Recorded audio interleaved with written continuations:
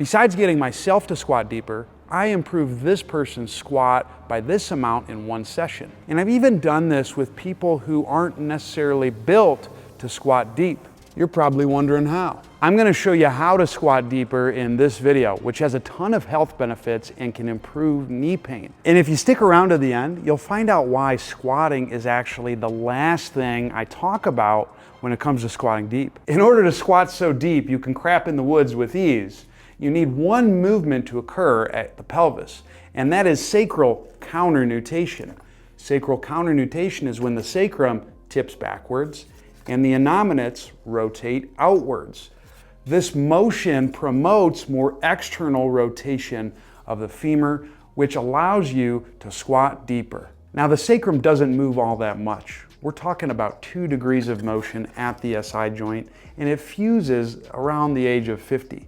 That's why I had said some people aren't structurally built to squat. If you have a sacrum that's more nutated or tipped forward, you will not squat as deep. But what can change is the muscle activity in the pelvic floor.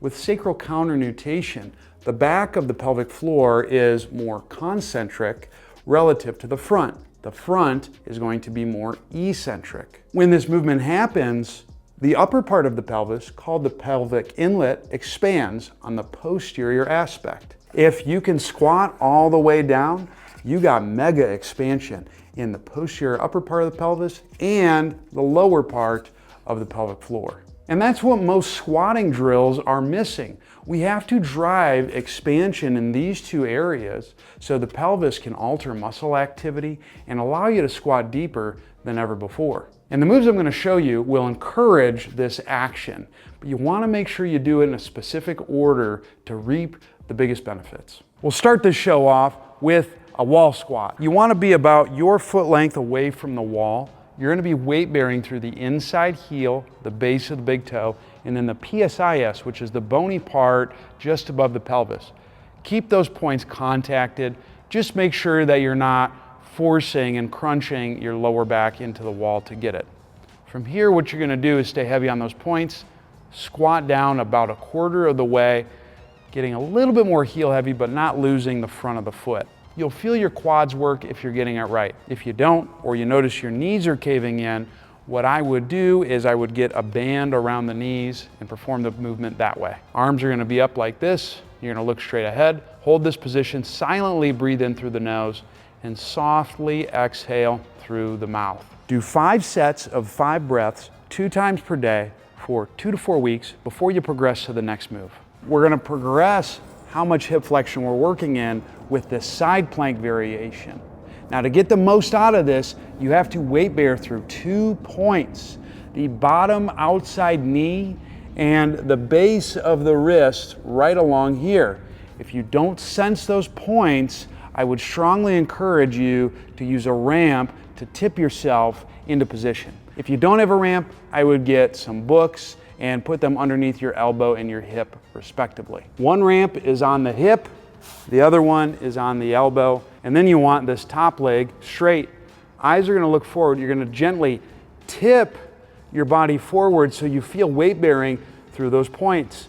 Do not make the mistake of just twisting through the spine. If you do not feel more weight bearing going on in the knee and the wrist, you're just twisted, bro. Apply pressure down into those 2 points and come up. Do not let the knee slide. Your bottom abs will be cooking.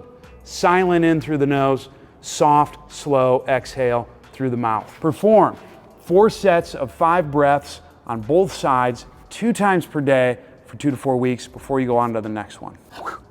That's the next range of motion that we're going to be working in. And a Z-sit side plank is how we're going to do it. That's a mouthful.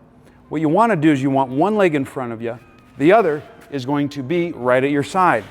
Make a T with your arms, and wherever your arm falls, that's where you want your support arm to be. What you're going to do is bring your free arm towards the middle, tip your body forward so that way you have weight on the bottom outside knee and the back inner knee. Make sure when you're tipping forward that you're not just rounding a bunch through your back.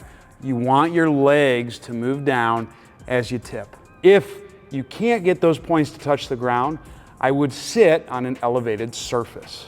Once you've tipped forward, you got those contact points, you're gonna press down through those knee points and the hand and hold a side plank. Looking straight out ahead, you're gonna silently breathe in through the nose, soft and slow exhale through the mouth. You'll wanna do 4 sets of 5 breaths, 2 times per day, each side for a couple to 4 weeks before moving on. This last drill, which is gonna get you full hip flexion, is the Cicinelli turtle roll. Get a yoga block. You're gonna have your knees together. Put the yoga block on top of the knees. Get your elbows close together on the yoga block. You don't wanna bring the hips way up to make it happen. Reach low with the elbows. Hands will be on the forehead. This will prevent you crunching with your neck. Inhale, kick the legs back. Exhale, roll forward. Inhale, back. Exhale, forward until you can get up. Your abs will absolutely be crushed. I would work up to doing about 10 full rolls a couple times a day. If that's easy, you can enhance the difficulty by making the block smaller and repeating the process. Now, a lot of you might be thinking, Zach, we didn't squat throughout this whole process. How are we gonna get better at squatting if we don't squat? Well, ideally, you are working on your squat throughout this process. But these drills will help you do one key thing, and that's maximizing the segmental or relative motion between all the joints as you descend into the squat. When you don't work on that, it's common to still be able to squat deep, but you might only move through a few segments like this guy right here. We want the workload to be broad across all the joints. But don't worry, as you're working on your squat, I would do these key pieces. And those keys are starting on a ramp, because you don't want ankle motion to be the limiting factor to squatting deep. And this will encourage the pelvic position that we've been driving this whole time. The second thing would be breathing. Make sure as you squat down, you inhale, because that's going to help promote the pelvic position that we're going after. And then as you come up, you're gonna exhale. The third thing is as you move in a squat, make sure your arms stay fixed. If your arms don't move, your backside will have to. That's going to encourage the range of motion change that we need through the pelvis and the spine so you can squat deeper. Now, believe it or not, there's actually some people who can have restrictions not just in the pelvis, but elsewhere that might impact how deep you can squat. One of those areas is your upper back. If you feel like your upper back's kind of stiff, or you notice that you move your arms a lot when you're squatting, I would check out this video right here, because it goes into some drills that could also help you squat deeper.